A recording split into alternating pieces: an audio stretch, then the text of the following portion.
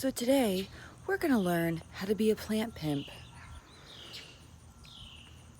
What you need to do is get your pimping stick. You then need to find your flower bitches. Like there. There's a flower bitch. You need to collect the pollen from your flower bitch and then smush it right in the middle.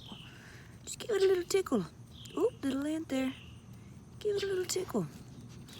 Find your next flower bitch. She didn't want to open.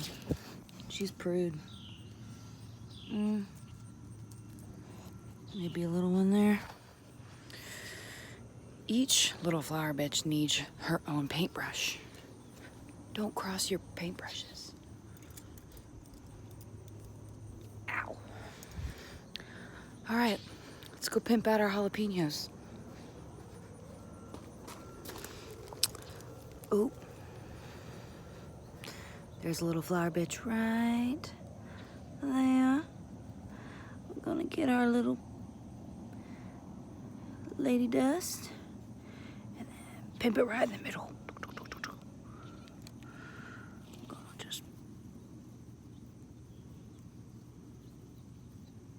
pimp it right in the middle. And that's how you become a plant pimp.